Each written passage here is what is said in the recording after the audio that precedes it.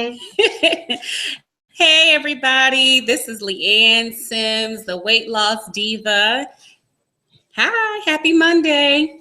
And Happy Monday. I'm here with the one and only Marcia Myers. Say hi, Marcy. Hi, everybody. How are you? Good. Glad to hear it. And we are so excited to be here with you. Tonight, we're going to talk about a very important topic. For those of you who don't know me, as I said, my name is Leanne, but I recently published a book called The Weight Loss Diva. Woo woo! The Weight Loss Diva. So DIVA is an acronym that stands for Discipline, Inspiration, Victory, and Acceptance. And it's all about my journey of becoming a healthier me. I lost a great deal of weight, half my size, and like many yo-yo dieters, I gained it all back over the course of 8 years. But I decided to put in a book all the principles that I learned through my success of losing weight to remind myself that, okay, you can do this. You can do this again. And also to hopefully encourage somebody else that they can too. So, what I'll just kind of go. So what we're here to do is kind of talk about the I in Diva, the inspiration part. And Marcia Myers is a mental health advocate. She is the creator of a play called 24-Hour Mind Battle. And really 24-Hour Mind Battle is less of a play, but more of a movement to where she shares her personal story with battling with depression, which is common for many people. And she shares her journey of how she overcame. And in that story, it gives you a lot of tips on how you can seek help and overcome as well. So Yes. Marcy was my WCW last week in my blog, my Weight Confident Woman.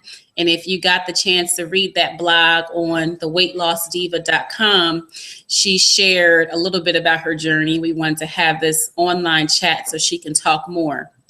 So if you're viewing this from YouTube, you'll notice that there's an area where you can post questions. I'm monitoring them right now. We'll take your questions, but feel free to talk to us. And Marcy will share a little bit more, and hopefully you can get help or get some tips about exercising, get tips about how to get healthy mentally and emotionally as well. We have all heard the statistics that stress, depression, mood swings, all those things can affect us physically. So we're going to make sure that we work on our inside so that our outside can be healthy as well. All righty. All righty. So we are going to get started. So thanks for the couple people that are logged in. And feel free to ask questions and let us know who's here through chat so we can talk with you. Let's make this a conversation. This is only the second chat, so bear with me if there's any technical difficulties. We're going to get it together. All right. So first of all, Marcy, why don't you just tell us a little bit more about yourself, what you do, tell us about your family, where you're from. Okay, so I am Marcy, Marge, as my family call me, Myers. I'm from Philadelphia, woo woo, North Philly in the house. I am from Philadelphia, grew up in Philadelphia until I was about 15 or 16. And so we moved over to Willingboro. Yeah, now I reside in West Hampton, New Jersey with my husband of 25 years almost. Woo woo. And we have two lovely daughters, Sharice and Victoria. Sharice is in her last year of college, and Victoria is in the 10th grade. Lovely girls. And I have one dog, and unfortunately, my other dog passed away right before. I had to mention him, Magellan, because he was our sweetheart.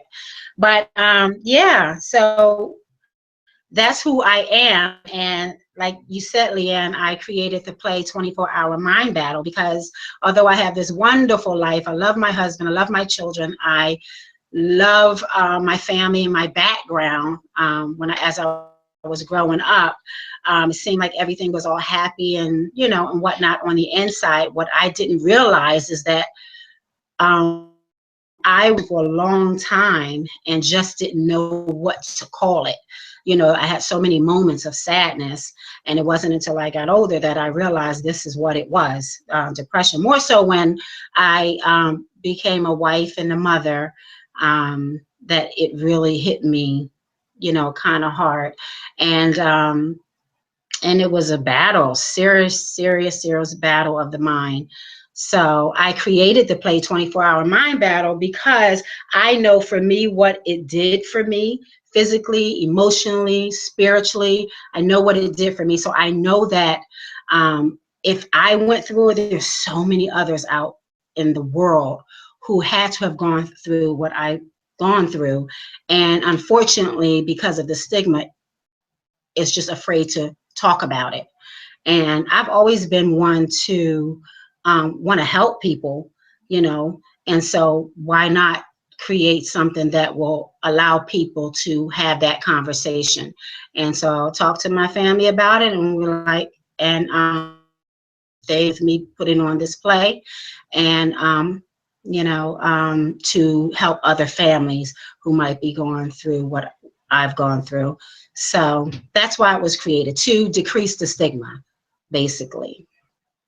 And so, yeah, and we plan on doing it a whole lot more. This is just the beginning. Thank Yep. you.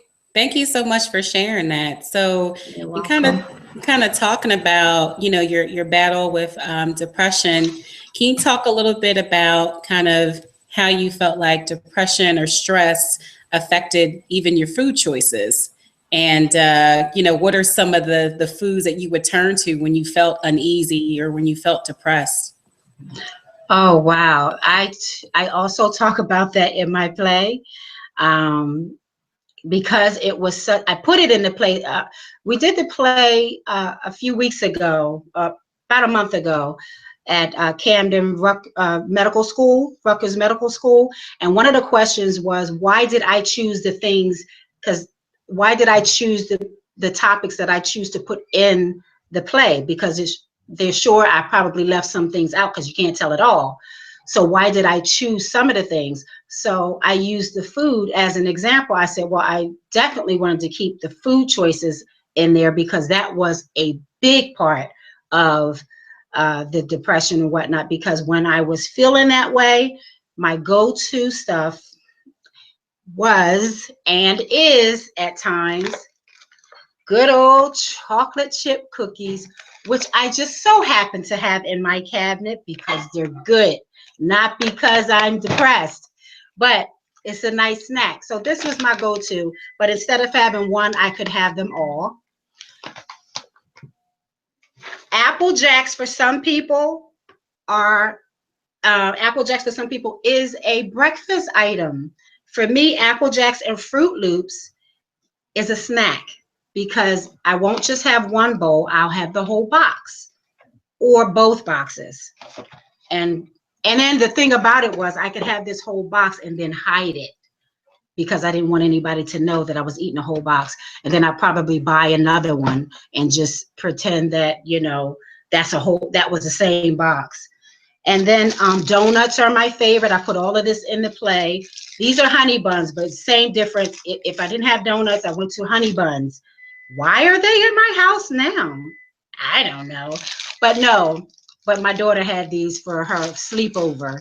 But yeah, that's some of the things. But now I have those things and I have these things: bananas, apples, healthier choice, sweet and salty nut peanut butter thingies, much healthier.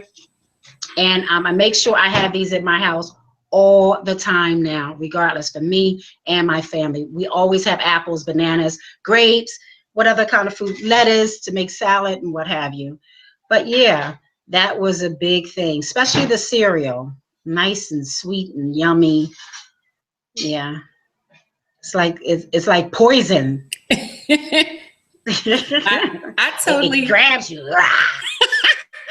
I don't know if you can hear me. I'm trying to unmute my microphone, but I totally feel you with the cereal. So my guilty pleasure is corn pops. Ooh, nice. No, I'm just kidding. Yeah, I like those too. We're not promoting unhealthy cereal, but I That's definitely right. understand it. I definitely understand it. So maybe tell us a little bit more about how you kind of got on your journey to becoming healthier. What triggered I guess how did you even you told the story about uh you napping all the time and then how that was kind of the trigger to say, okay, I need to get help. Can you tell us a little bit about your journey to getting help and then even how that led into physically getting healthier as a way to get you mentally healthier? Right. So, yeah, I would sleep day in and day out. Put my kids on the bus in the morning, make the breakfast, what have you. And well, first of all, I had to battle just to get out of the bed in the morning, just to prepare their meals and prepare them for going to school and what have you. And that was a battle. And I talk about that in the play. I talk about just going to the bathroom and brushing my teeth and all of that. And if I didn't have to get them, in a way, it was like my children were like a savior almost, because if I didn't have to get up to get them ready, I think that I would have just laid in the bed. I went to the bathroom, came back in the bed, whatever, brushed my teeth, wasn't that important, and at least if I'm going to stay in the bed. But if I'm interacting with my kids, I want my teeth brushed. But anyway, so I could lay in there for hours and hours and hours. But what I didn't think is that they noticed. So they would come home from school and I had to get up enough strength to greet them, hey, how was school? All of that. And then sorry, my daughter was asking me a question. And then, so when they came home from school, I didn't think that they noticed me laying in the bed for hours on end or whatnot.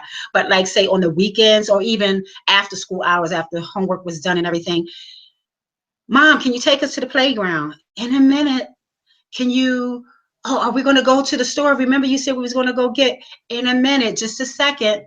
A second turned into 5 minutes. 5 minutes turned into 10 minutes. Just a half more hour and I'll be ready. Then that would turn into hours. And then it would be like, well, you know what? It's dark outside. Maybe we shouldn't go. Let's go tomorrow, nice and early. And that's what it became a thing.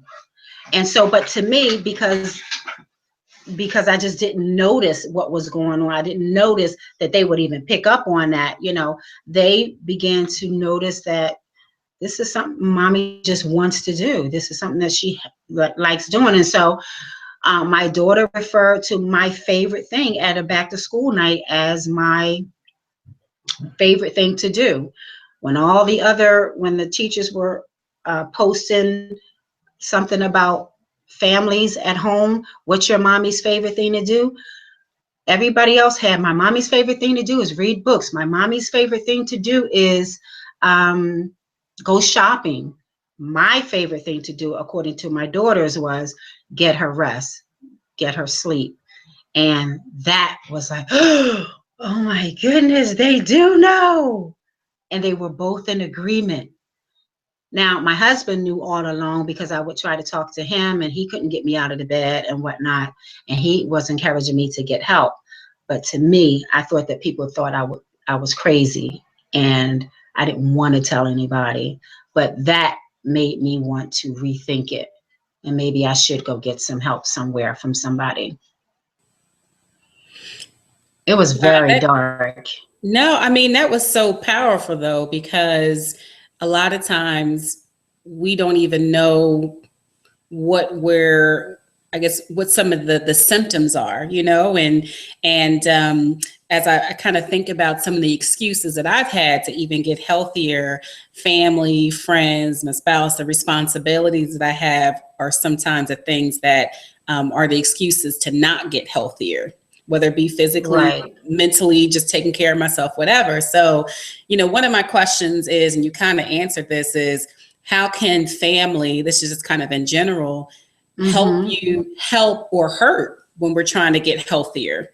Um, and how do we enjoy them and kind of incorporate them in our process of getting healthier? Well, I would say, and this this answer may occur several times tonight. I'm not sure, but in my experience, just being open and honest. Because once I realized, well, especially with my husband, I felt like as long as I was being open and honest with him, I was good, but then once I realized, my kids was really picking up on something. They may not have known it was depression, but they knew it was something. And so, but then when I started getting open and honest with somebody else, when I went to the minister at our church to get help, and I started really talking about it, and that opened the avenue for me to talk about it to other people as well, a few chosen ones here and there. And so, but with my family, I was opening up to sprinkles, and so it was just, it was important for me to be honest, say, even with my girls, mommy's not feeling well right now. Please give me a moment, you know. I wouldn't necessarily say mommy's feeling depressed right now. I'm not feeling like myself right now. Just give me a few minutes. Or with my husband, I'm having a moment. He knew what that meant. I'm having a moment. And I had, later in life, I had accountability partners. I would literally text someone and say, hey, I'm having a moment. I need you to pray right now. I'm having a moment. I need you to pray right now. Just being honest and open about what I'm feeling so that I'm not hiding it inside with my negative thoughts, because if I kept it to myself, then it felt like it was overwhelming me. And then that's when the really, really dark thoughts like wanting to commit suicide came into play and things like that. But still being honest, and I don't know if I'm jumping ahead with your questions, but like one of the sources of my depression that I know for sure is, and I talk about it in the play, is that when I was in 7th grade, I overheard one of my teachers say that I was just average. Well, she's just average, and that's not a bad thing. But when the way she said it, it was like, wow, what does that even mean if it came out like that? So it planted a really dark seed in me to make me feel like I was nobody. And so every now and then that darkness will try to overtake me, but I can recognize it, kind of, sort of, but it will try to come at me through other people, but they don't realize they're doing it. And I think it's the enemy trying to use them to come at me like that. And they're not even, and it's not even about them. It's a spirit of darkness, So just to give you an idea, the other day I was trying to convert as an actress. I was trying to do something with my acting reel, and I was trying to convert my acting reel from YouTube link to my flash drive. And I didn't know how to do it, but my daughter, Sharice, knows how to do it, so she was like, and I was taking notes. Okay, so step 1, go to the link, such and such. Step 2, blah, blah, blah. So she was going, okay, mom, yep. And then I was like, okay, so I got that. And then I said, then I had to take a file and take a file and transfer it to my flash drive. So I said, now I need to do that. And she says, okay, you can do that. I said, okay, she said, you might as well do all the files then and transfer them over. I said, okay, that's what I'm gonna do. Let me do this one first. She said, Mom, you can click on all the files at one time and transfer them over. And I said, oh, I didn't know that. And she said to me, that's basic. So that's basic to her because she knows it. But if I've never done it before, it's not basic to me. And it might be basic to everybody else. And it could, it probably is basic. So in that moment, I had a choice. That choice years ago would have been, oh my gosh, I'm nobody. That's so basic for everyone else in the whole planet, in the entire world. I'm the only one who doesn't know that you can transfer 5 files at one time and then drag it over. That's where I would have went. Oh, it would have been out in like space somewhere. Like my thoughts would have been so negative, so many negative thoughts till it could reach outer space. And so that was real corny. But anyway, you get the point.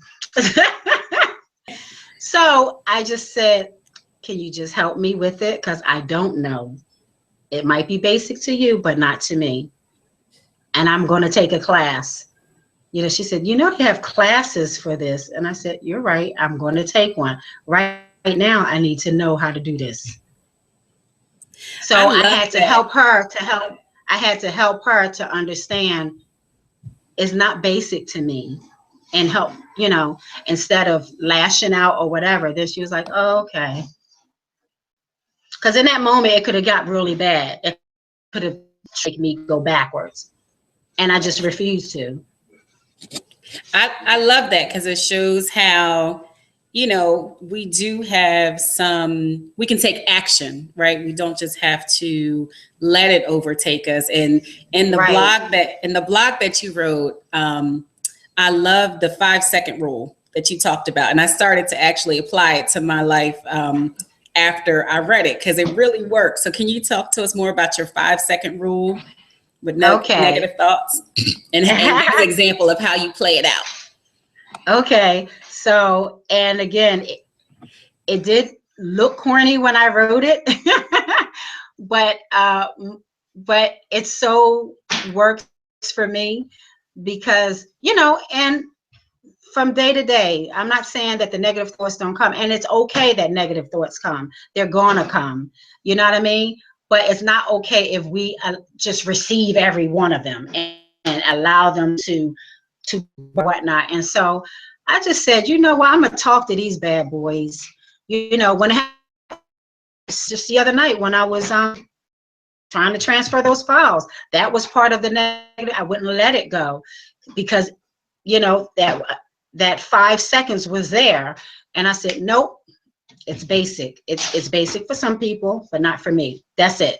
But if a thought comes, you're nobody or you'll never get this right, I just think about it. I try to think about where it came from. And you said something earlier, or you said something in one of your videos recently. Where did that thought come from?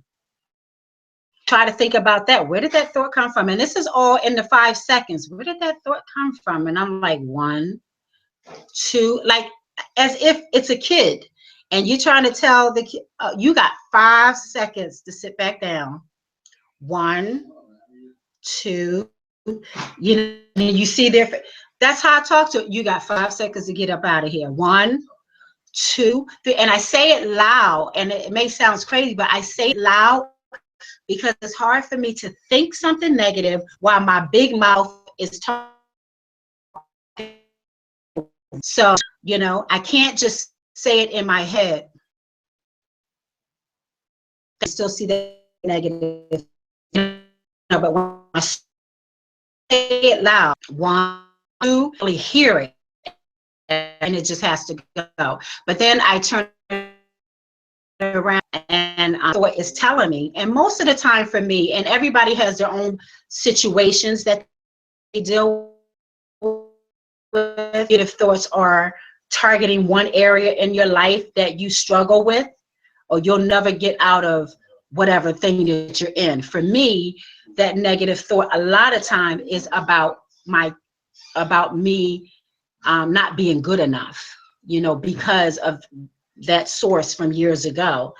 And so when that thought comes, I just say, I am good enough, and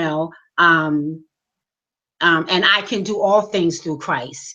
and I just throw out scriptures, and I can't even think of them right now. Anyway, But that's good. I so mean, I just some of the ones that I think of is the one you just said, and I also think of some scriptures that say, "I am His elect. I'm a royal priesthood." For me, a big one was, "I have the mind of Christ," of because Christ, yes, at work I was going through some challenges and I was really questioning my abilities and my skills. It's like, no, I have the mind of Christ. I can do this. So that really right, does work. amen. Switching gears a little bit, you mentioned that you're an actress and going after your dream, which is amazing. One question I have for you is, as an actress who's constantly preparing for auditions, how do you stay healthy with such a demanding schedule? Oh, wow. It's funny that you asked that because right now it's not a demanding schedule. It's just flying after me. Oh, you got this. At one point, it was auditions, and then I had to, call in the principal and tell him I can't show up. I can't work today because I have an audition, and I might have an audition tomorrow. But right now it's very slow. Matter of fact, I had a meeting with my agent today, and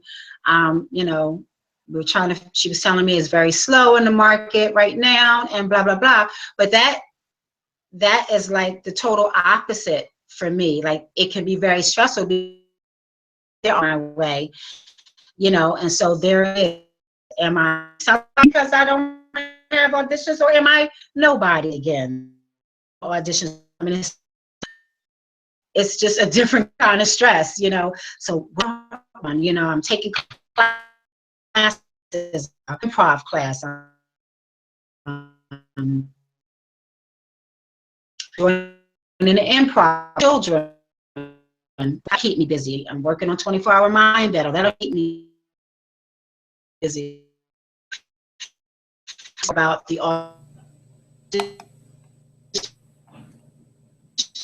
church, the New Year's service. What a blessing that was, because I was doing something. I was working on my craft still. Because I'm an artist. So I need to be doing something artsy. That's who I am. That's who God created me to be, whether I'm writing, whether I'm, and for somebody out there, whatever it is that you do,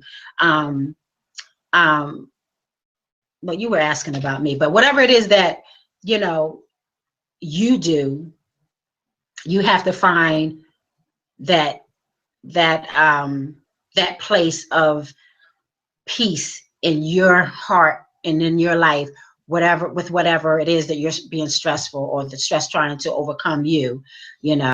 For me, it's, let me just make sure that I'm still working on something. So for somebody else, they could still be doing something rather than to not think about what they're not doing or what they couldn't be doing or whatever. And sometimes that something, like I said in the interview you had with me before, that something could just be helping somebody else other than yourself. That takes away a lot of stress, because it has that the endorphins just flows when you do something nice for somebody else, help somebody else, slip somebody a dime, $10 money. I know when people give me money, it definitely helps. Yeah. So, I mean, Absolutely. it's such a good point. Like, when, I don't know if you remember, but I was really anxious about promoting my book because I felt embarrassed and ashamed about just kind of coming Yeah, out there and telling people.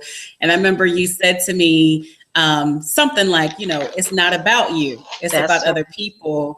And if you take the focus off of you and put it on other people, it helps. And it really does help me every time now that I'm about to do something related to this.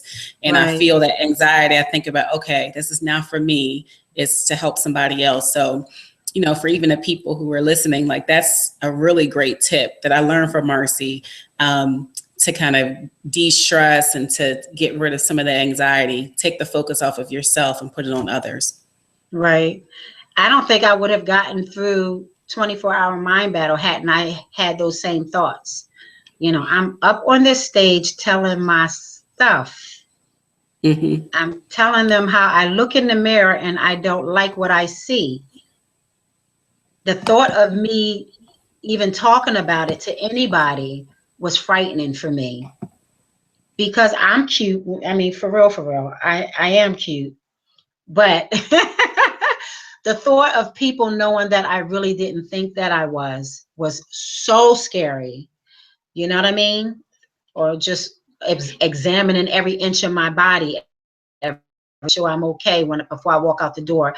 And depending on what my thoughts were telling me about my body, I would not walk out the door. I would just get back in the bed because I had a dimple too many on my behind. we keeping it real knew tonight. A couple. We could keep it all the way real. I got more than a couple dimples, but that's okay. My husband likes them. Exactly. So I'm going to take a quick break from my questions. We had a question that came in on Facebook for you, Marcy. So I'm going to read it.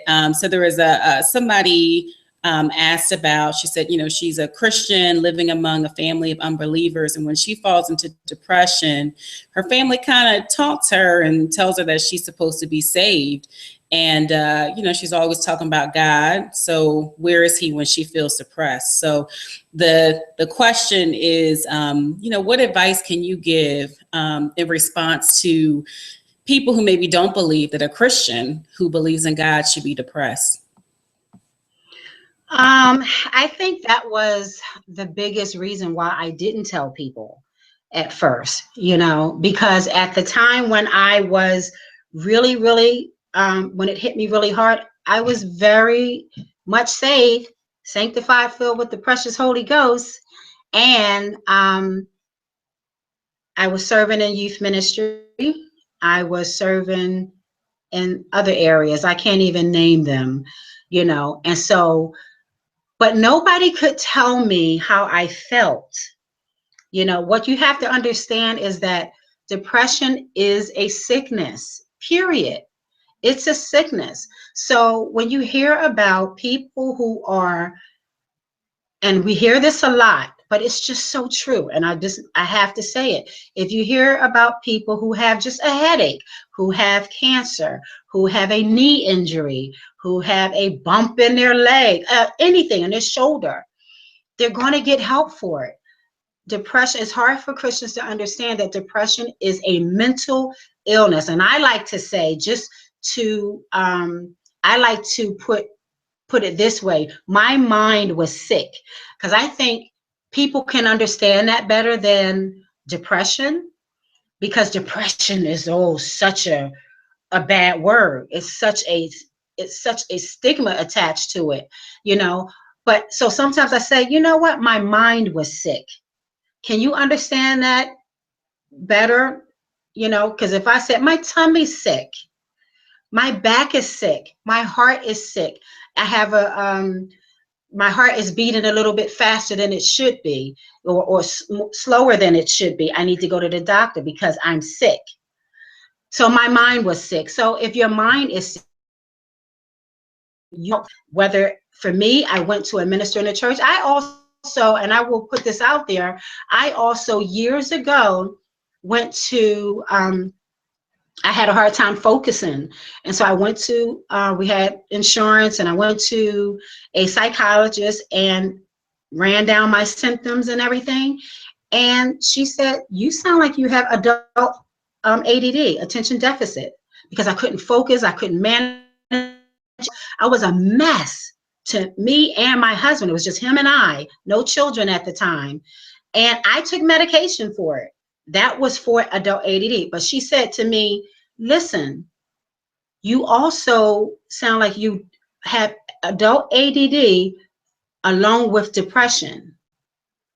And because I was in the church at the time, serving whatever, I said, oh no, I Don't listen. You go ahead and write me that prescription for the ADD thing, because that's going to help me out a lot. I can focus and all that. But depression, no, that I'm definitely not depressed. I'm happy. I love, I like to, I like to laugh, have fun, blah, blah, blah, and everything. But she was totally right. But because of the stigma, I couldn't even hear it. So she might as well have said, you know what, you have ADD plus your mind is sick. Your mind is sick, so you need to get that taken care of too. But because of the stigma, and I didn't want anybody to say, well, you just pray about it, because people have said that to me, just pray about it or whatever. But I thank God that I did get the help. It's okay to get help, and that's what this play is all about, allowing people the opportunity to see some of the symptoms, Christian or not, to see some of the symptoms and say, you know what, that looks like me, or that looks like somebody I know, get help. And you can still serve God and love God, because I love God so much. And I know that God does not want my mind sick. So what did he do? He provided people who can help me, and my pastor was talking this weekend. Oh my goodness.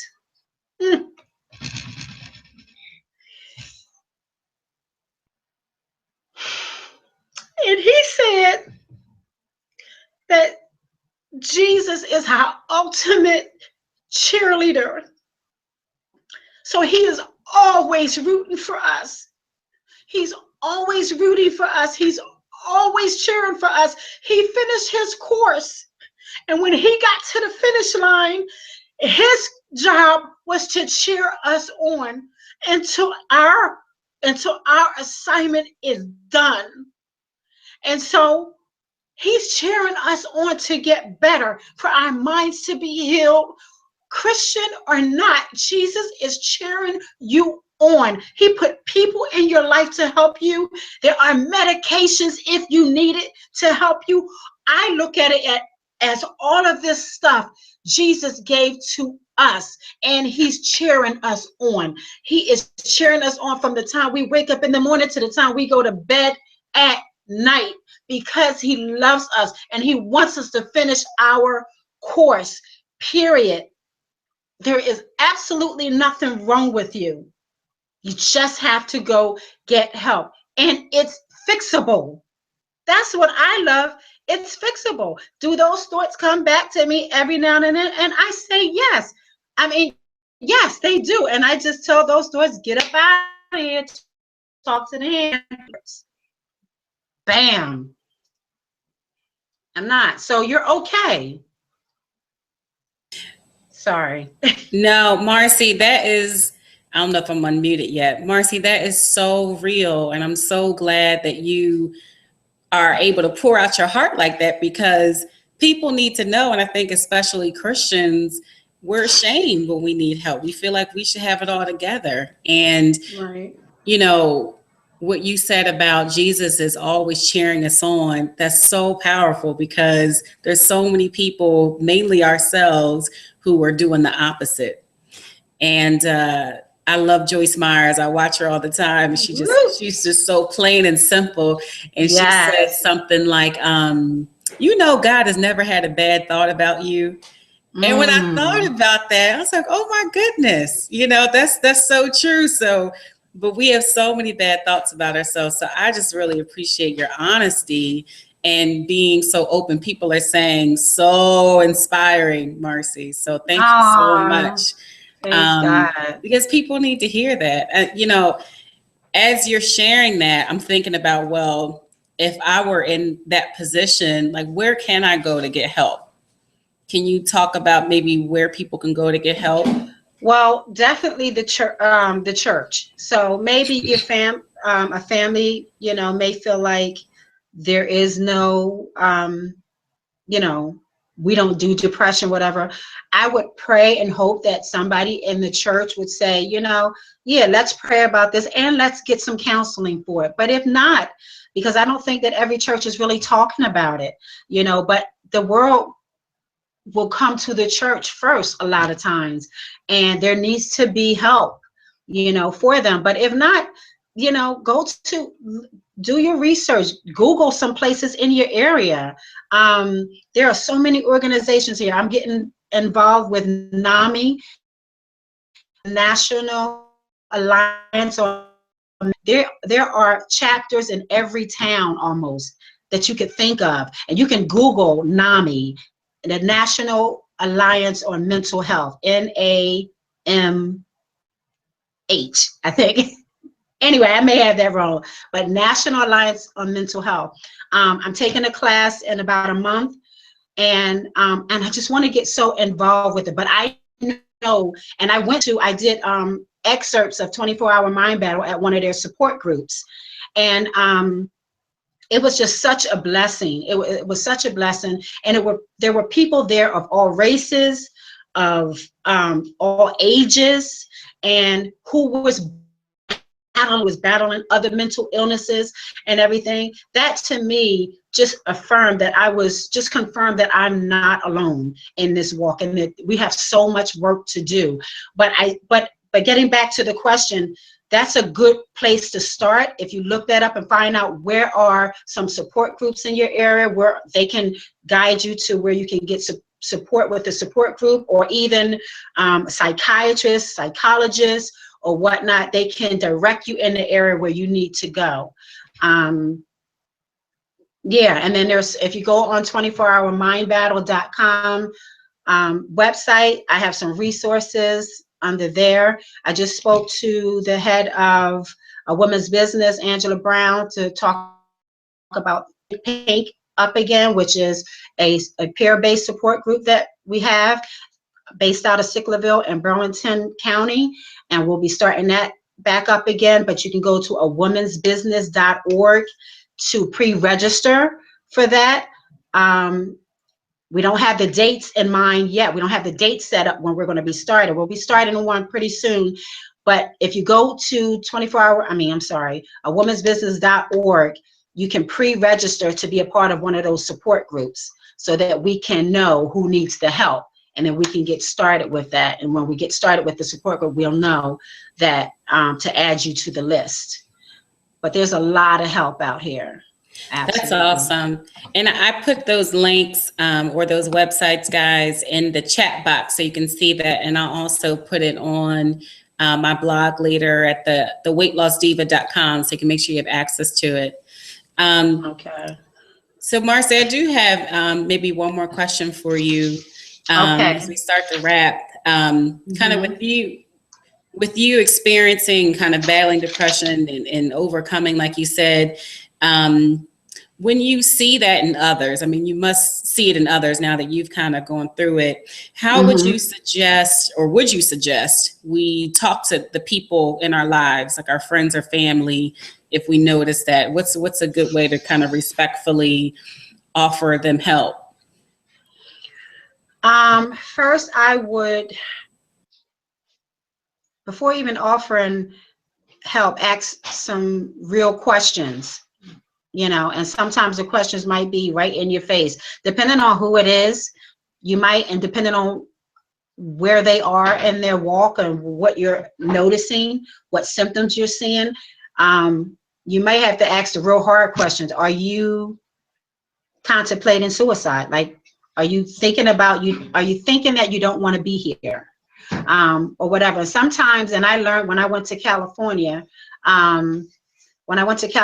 to a conference out in Saddleback with Pastor, oh my goodness, I'm drawing a blank. What's her name, babe?